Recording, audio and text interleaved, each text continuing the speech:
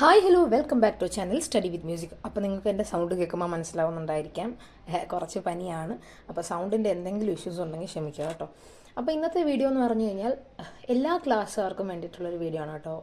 10, 9, +1, +2 എല്ലാവർക്കും ഉപയോഗിക്കാം. അതായത് എങ്ങനെയാണ് മാത്സ് പഠിക്കുക എന്നുള്ളത്. ഞാൻ മാത്സ് പഠിക്കാൻ ഉപയോഗിക്കുന്ന കുറച്ച് ടിപ്സ് ആൻഡ് ട്രിക്സ്, അല്ല ഞാൻ എന്തൊക്കെയാണ് ചെയ്യുന്നതെന്നൊക്കെയാണ് ഇന്നത്തെ വീഡിയോയിൽ പറയുന്നത്. അപ്പോൾ വീഡിയോ ഇഷ്ടപ്പെടുവാണെങ്കിൽ ലൈക്ക് ചെയ്യുക, ഷെയർ ചെയ്യുക, അതുപോലെ നമ്മുടെ ചാനലൊന്ന് സബ്സ്ക്രൈബ് ചെയ്യുക. വീഡിയോ ഫുള്ള് സ്കിപ്പ് ചെയ്യാതെ വാച്ച് ചെയ്യുക കേട്ടോ. എങ്കിൽ മാത്രമേ ഞാൻ പറയുന്ന എല്ലാ ടിപ്സ് ആൻഡ് ട്രിക്സും നിങ്ങൾക്ക് കേൾക്കാൻ പറ്റത്തുള്ളൂ. ഞാൻ മിക്ക വീഡിയോസിലും പറയുന്ന കാര്യം തന്നെ പിന്നെയും കമൻറ്റ് വന്ന് ചോദിക്കുന്നുണ്ട് കേട്ടോ, അതുകൊണ്ടാണ് പറയുന്നത്. അപ്പോൾ മാത്സിൻ്റെ കാര്യം പറയുകയാണെങ്കിൽ ആദ്യം ചെയ്ത് തന്നെ പഠിക്കണം. ഞാൻ എല്ലാ വീഡിയോസിലും മാത്സിനെ പറ്റി എവിടെ പറഞ്ഞാലും പറയുന്ന ഒരു കാര്യമാണ്, ചെയ്ത് തന്നെ പഠിക്കണം. ഈ ബുക്ക് എന്ന് പറഞ്ഞു കഴിഞ്ഞാൽ ഞാൻ മാത്സ് എക്സ്ട്രാ ക്വസ്റ്റ്യൻസ് ഒക്കെ കളക്ട് ചെയ്ത് ചെയ്യുന്ന ഒരു ബുക്കാണ്. ഇത് ചെയ്ത് പഠിക്കുന്ന ബുക്കല്ല, ക്വസ്റ്റ്യൻസ് ഒക്കെ കളക്ട് ചെയ്ത് എഴുതുന്നൊരു ബുക്കാണ്. അപ്പോൾ ഇതിൽ ചെയ്യേണ്ട എന്താണെന്ന് വെച്ച് കഴിഞ്ഞാൽ ആദ്യം നിങ്ങൾ ഒരു ചാപ്റ്റർ ഓരോ ചാപ്റ്ററും പഠിച്ചു കഴിയുമ്പോൾ അതിലെ ഇക്വേഷൻസ് എല്ലാം നമ്മൾ എന്തായാലും പഠിക്കും. മാത്സ് എന്ന് പറയുമ്പോൾ മെയിനായിട്ട് ഇക്വേഷനും തിയറി ആയിരിക്കുമല്ലോ. അപ്പോൾ അതിലെ ഇക്വേഷൻസ് എല്ലാം നമ്മൾ മെയിനായിട്ട് പഠിക്കും. ആ ഇക്വേഷൻസ് എല്ലാം കൂടെ നിരത്തി ഒരു പേപ്പറിൽ എഴുതാൻ ശ്രമിക്കുക. അത് ഞാൻ കളർ പേപ്പറാണ് ഉപയോഗിക്കുന്നത്, നിങ്ങൾക്ക് അങ്ങനെ വേണമെന്നില്ല. നിങ്ങൾക്കൊരു ബുക്കാണെങ്കിൽ ബുക്ക് എങ്ങനെയായാലും. എന്നിട്ട് എല്ലാം കൂടെ ലാസ്റ്റ് എക്സാമിൻ്റെ സമയമാകുമ്പോൾ എല്ലാ പേപ്പറും ഒരുമിച്ചിരിക്കണം, പലതായിട്ടിരിക്കരുത്. എല്ലാ പേപ്പറും കൂടെ ഒരുമിച്ച് പിൻ ചെയ്ത് വെക്കണം. അതാകുമ്പോൾ നമുക്ക് തലേയിൽ നിന്ന് വായിച്ച് നോക്കാം, അല്ലെങ്കിൽ റിവൈസ് ചെയ്ത് നോക്കാനൊക്കെ ഹെൽപ്ഫുള്ളായിരിക്കും. അപ്പോൾ അങ്ങനെ ആദ്യം എഴുതി സൂക്ഷിക്കണം. എന്നിട്ട് ഈ ഇക്വേഷൻസ് ഒക്കെ നമുക്ക് കാണാതെ എഴുതാൻ പറ്റുന്നുണ്ടോ എന്ന് ഉറപ്പ് വരുത്തണം കേട്ടോ. ഇതൊക്കെ അപ്ലൈ ചെയ്തിട്ടല്ലേ നമുക്ക് ക്വസ്റ്റ്യൻ ചെയ്യേണ്ടത്. അപ്പോൾ ഇവിടെ കണ്ടിന്യൂറ്റി ലിമിറ്റിൻ്റെ ഒക്കെ കാര്യം പറയുകയാണെങ്കിൽ അതിൻ്റെ റിസൾട്ടുകളൊക്കെ പഠിച്ച് വെക്കുകയാണെങ്കിൽ നല്ലതായിരിക്കും. +1, +2ൻ്റെ കാര്യം പറയുകയാണെങ്കിൽ ഇവിടെ ഡെറിവേറ്റീവ്സ് ഒക്കെ അല്ലെങ്കിൽ ലിമിറ്റ് ഡെറിവേറ്റീവ്സ് ഒക്കെ അതിൻ്റെ റിസൾട്ടുകളൊക്കെ ഉണ്ടല്ലോ. അപ്പോൾ അതെല്ലാം പഠിച്ച് വെക്കണം. അത് നമുക്ക് അപ്ലൈ ചെയ്യാനുള്ള ക്വസ്റ്റ്യൻസ് വരുമ്പോൾ എളുപ്പമായിരിക്കും.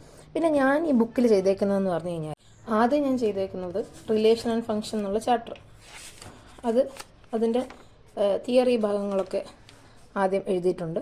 എന്നിട്ട് പിന്നെ അങ്ങോട്ട് ക്വസ്റ്റ്യൻസ് ആണ് കേട്ടോ. എന്നിട്ട് ഞാൻ ഈ ക്വസ്റ്റ്യൻസ് എഴുതിയെടുക്കുമ്പോൾ ഏത് വർഷമാണ് അതുകൂടെ നോട്ട് ചെയ്യാറുണ്ട്.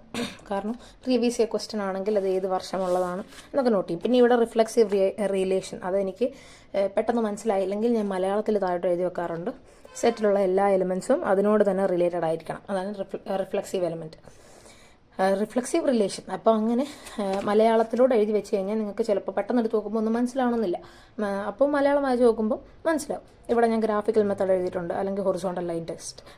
എക്സ് ആക്സിസിന് പാരലായി ഒരു ലൈൻ ഹൊറിസോണ്ടലായി വരയ്ക്കുമ്പോൾ ഒന്നിൽ കൂടുതൽ പോയിൻറ്റ്സിൽ ടച്ച് ചെയ്യരുത്.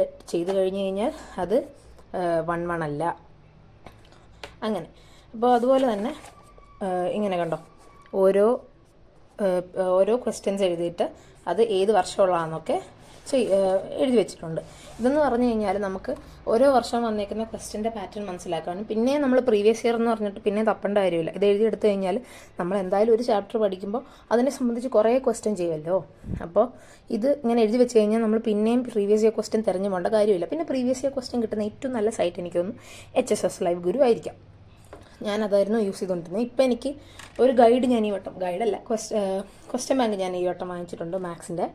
അപ്പോൾ മാത്സിൻ്റെ വാങ്ങിച്ചിട്ടുണ്ട്, അതുപോലെ കെമിസ്ട്രിയുടെ വാങ്ങിച്ചിട്ടുണ്ട്, ഇംഗ്ലീഷ് ഞാൻ നേരത്തെ കാണിച്ചായിരുന്നല്ലോ, പിന്നെ ബയോളജി വാങ്ങിച്ചിട്ടുണ്ട്. അപ്പോൾ ഈ വട്ടം ഇത്രയും ക്വസ്റ്റ്യൻ ബാങ്കാണ് ഞാൻ വാങ്ങിച്ചേക്കുന്നത്. ഇംഗ്ലീഷ് മാത്രമേ ഉള്ളൂ അതിനകത്ത് ഗൈഡ് എന്ന് പറയാനായിട്ട്.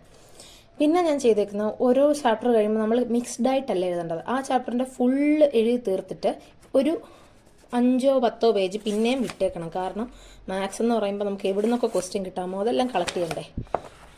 അപ്പോൾ ഓരോ ചാപ്റ്റർ എഴുതി കഴിഞ്ഞിട്ട് ഞാൻ ലാസ്റ്റ് ഒരു 5 or 10 പേജ് പിന്നെയും വിടും കേട്ടോ.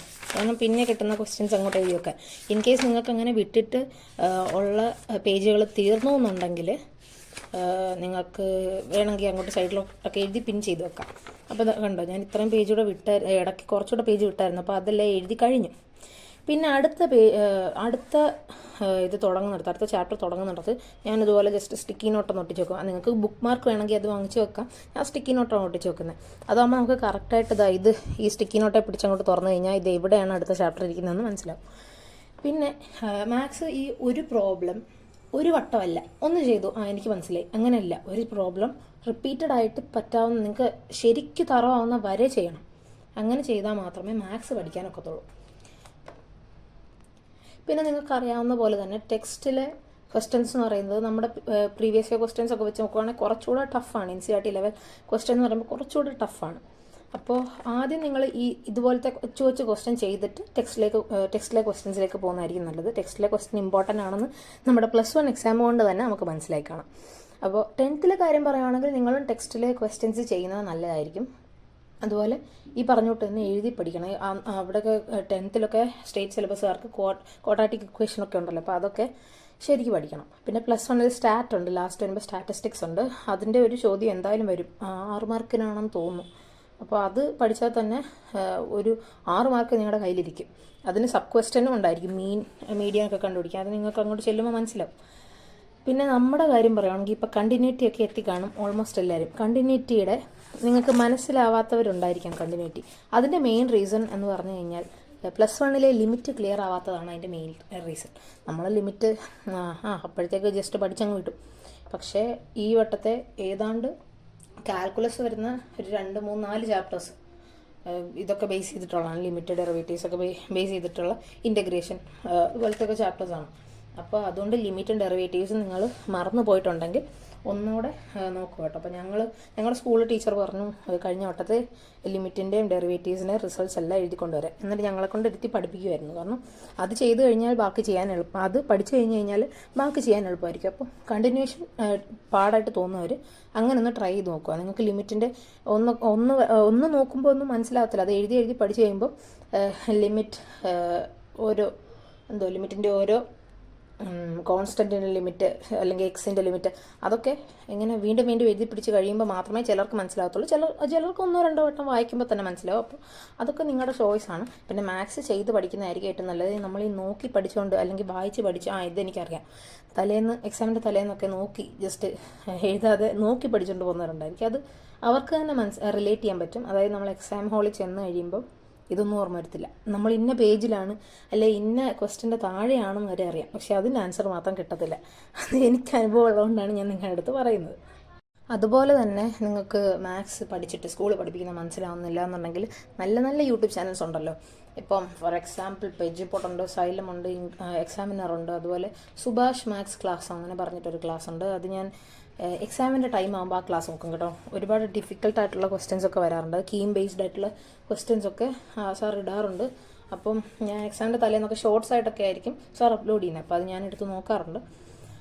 അതുപോലെ ഞാൻ നേരത്തെ പറഞ്ഞല്ലോ, നമുക്ക് ഇപ്പം ട്രിഗ്നോമെട്രി ആയിക്കഴിഞ്ഞാലും അല്ലെങ്കിൽ ലിമിറ്റൊക്കെ ആയിക്കഴിഞ്ഞാലും റിസൾട്ട് എല്ലാം കൂടെ ഒരു പേപ്പറിലാക്കി കഴിഞ്ഞാൽ വായിച്ചുകൊണ്ട് പോകാൻ എളുപ്പമായിരിക്കും. ഇത് ഞാൻ ഇൻവേഴ്സ് ട്രിഗ്നോമെട്രിക്ക് വേണ്ടി ചെയ്തതാണ്. ഇൻവേഴ്സ് ട്രിഗ്നോമെട്രിയുടെ ഇഷ്ടം പോലെ ഉണ്ടല്ലോ. അപ്പോൾ ഞാൻ അതിന് വേണ്ടിയിട്ട് എഴുതിയെടുത്ത ഒരു നോട്ടാണത്. ഇൻവേഴ്സ് ട്രിഗ്നോമെട്രിയിലെ നമ്മൾ ഡൊമൈനിങ് റേഞ്ചൊക്കെ നമുക്ക് ആദ്യം പഠിക്കാനുണ്ട്. പിന്നെ ഇത് പഠിക്കാനുണ്ട്. ഇതൊക്കെ നമുക്ക് പഠിക്കാനുള്ളതായതുകൊണ്ട് അത് എല്ലാം കൂടെ ഒരു പേപ്പർ തന്നെ ഇൻക്ലൂഡ് ചെയ്യുവാണെങ്കിൽ നമുക്ക് എക്സാമിൻ്റെ തലേന്നൊക്കെ നോക്കിയിട്ട് പോകാൻ എളുപ്പമായിരിക്കും. എന്നിട്ട് ഞാൻ ഇതൊരു ഫയലിനകത്ത് പിൻ ചെയ്ത് വെച്ചേക്കോ ഇതെല്ലാം കൂടെ. സ്റ്റേപ്ലർ അടിച്ച് കഴിഞ്ഞ് കഴിഞ്ഞാൽ അടുത്തത് പിൻ ചെയ്ത് വെക്കുമ്പം ബുദ്ധിമുട്ടായിരിക്കും. അപ്പോൾ ഞാനൊരു ക്ലിപ്പ് പോലത്തെ ഒരു സംഭവമുണ്ട്, അതാണ് ഇങ്ങനെ പിൻ ചെയ്ത് വെക്കുന്നത്. ഇതാണ് ഞാൻ പറഞ്ഞ സാധനം. അപ്പം ഇതല്ലെങ്കിൽ ഇതുപോലത്തെ കുറച്ച് വേറെ സാധനങ്ങളൊക്കെ ഉണ്ടല്ലോ, അപ്പം ഇങ്ങനെ ക്ലിപ്പ് ചെയ്യാൻ സഹായിക്കുന്നത് അതുപോലത്തെ സംഭവം എന്തെങ്കിലും ഇട്ട് ക്ലിപ്പ് ചെയ്ത് വെച്ച് കഴിഞ്ഞാൽ അതവിടെ ഇരുന്നോളും. പിന്നെ സ്റ്റേപ്ലർ അടിച്ച് കഴിഞ്ഞാൽ ഉള്ള കുഴപ്പമെന്ന് പറഞ്ഞാൽ പിന്നെ അടുത്തത് ഇത് കഴിയുമ്പോൾ ഇതിൻ്റെ അടുത്തത് നമ്മൾ പിൻ ചെയ്ത് വെക്കണ്ടേ. ഫുൾ ചാപ്റ്റർ നമ്മൾ ഒരു റോയിൽ തന്നെ ചെയ്യണ്ടേ. അപ്പം അങ്ങനെ വരുമ്പോൾ സ്റ്റേപ്ലർ പിന്നെ അടിക്കുമ്പോൾ കുഴപ്പമായിരിക്കും. പിന്നെ പറയാനുള്ളതെന്ന് വെച്ച് കഴിഞ്ഞാൽ മാത്സ് തീരെ ഇഷ്ടമല്ലാത്ത ആൾക്കാർ കാണും. പക്ഷേ ട്രസ്റ്റ് മീ, നമ്മുടെ മാത്സ് പോലെ രസമുള്ള അല്ലെങ്കിൽ ഇൻട്രസ്റ്റ് ഉള്ള വേറെ സബ്ജക്റ്റ് ഇല്ല. അത് നിങ്ങൾക്ക് മാത്സ് ഇഷ്ടപ്പെട്ട ഒരാൾക്ക് മാത്രമേ അത് മനസ്സിലാകത്തുള്ളൂ.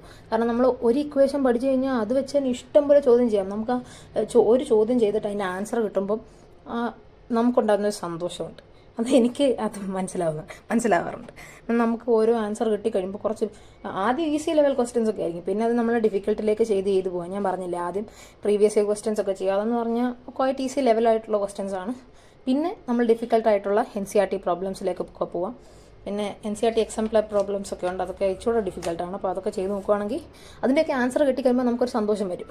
അപ്പം അതൊക്കെ എന്ന് പറഞ്ഞാൽ നല്ല ഇൻട്രസ്റ്റിംഗ് ആയിട്ട് പഠിക്കാൻ പറ്റുന്നതാണ്. അപ്പം നിങ്ങളുടെ മനസ്സിൽ ഇപ്പോഴേ ഈ രജിസ്റ്റർ ചെയ്ത് കിടക്കുന്നതുകൊണ്ടാണ് മാത്സ് കൊള്ളത്തില്ല പണ്ടത്തെ പഠിച്ച നമ്മൾ പണ്ട് തൊട്ടേ നമ്മുടെ മനസ്സിൽ മാത്സ് എനിക്കിഷ്ടമല്ല, മാത്സ് കൊള്ളത്തില്ല, അങ്ങനെയുള്ളൊരു ചിന്തയുള്ളതുകൊണ്ടാണ് അതിപ്പോഴും കിടക്കുന്നത്. അത് മാറ്റി ഒന്ന് ചെയ്യാൻ നോക്കിക്കഴിഞ്ഞാൽ നിങ്ങൾ മാത്സിനെ ഇഷ്ടപ്പെടും. ഇതുകൂട്ട് ഇത്ര എളുപ്പത്തിൽ മാർക്ക് സ്കോർ ചെയ്യാൻ പറ്റിയ വേറൊരു സബ്ജക്റ്റ് ഉണ്ടെന്ന് നിങ്ങൾക്ക് തോന്നുന്നുണ്ടോ? അതായത് ഞാനൊരു എക്സാമ്പിൾ പറയാം. ഇപ്പോൾ നിങ്ങൾ ബയോളജി എടുക്കുവാണെങ്കിൽ, ബയോളജി അല്ലെ ഫിസിക്സ്, ഏത് സബ്ജക്റ്റ് ആയിക്കോട്ടെ എടുക്കുവാണെങ്കിൽ നിങ്ങൾക്ക് ഒരു ക്വസ്റ്റ്യൻ ആൻസർ വന്നു, 4 മാർക്കിൻ്റെ ഒരു ക്വസ്റ്റ്യൻ ആൻസർ വന്നു എന്ന് വിചാരിച്ചു. അപ്പോൾ അത് കറക്റ്റായിട്ട് ഫുൾ എഴുതാതെ നിങ്ങൾക്ക് മാർക്ക് കിട്ടുമോ? ഇല്ല. ചിലപ്പോൾ ഇക്വേഷനൊക്കെ ഒരു മാർക്ക് തരുമായിരിക്കും, അല്ലാതെ ആ സ്റ്റേറ്റ്മെൻറ്റ് ഫുള്ളായിട്ട് എഴുതാതെ മാർക്ക് കിട്ടത്തില്ലല്ലോ. പക്ഷേ നിങ്ങൾ മാത്സിൻ്റെ കാര്യം എടുത്ത് നോക്കുവാണെങ്കിൽ ആദ്യത്തെ ജനറൽ ഇക്വേഷൻ എഴുതുന്നതിന് മാർക്കുണ്ട്, അതുപോലെ സ്റ്റെപ്പിന് മാർക്കുണ്ട്. നിങ്ങൾക്ക് ഫൈനൽ ആൻസർ തെറ്റിക്കഴിഞ്ഞാലും അതിൻ്റെ 1/2 മാർക്കോ 1 മാർക്കോ അല്ലാതെ ബാക്കി ഫുള്ള് മാർക്ക് നിങ്ങളുടെ കയ്യിലിരിക്കും. അപ്പോൾ ഞാൻ പറയുന്നത് വെച്ച് നോക്കുവാണെങ്കിൽ എളുപ്പത്തിൽ മാർക്ക് സ്കോർ ചെയ്യാൻ പറ്റിയ മാത്സ് പോലെ വേറെ സബ്ജക്റ്റ് ഇല്ല. പക്ഷേ അത് ചെയ്യാൻ കുറച്ച് ഡിഫിക്കൽട്ടാണ്, അതെനിക്കറിയാം.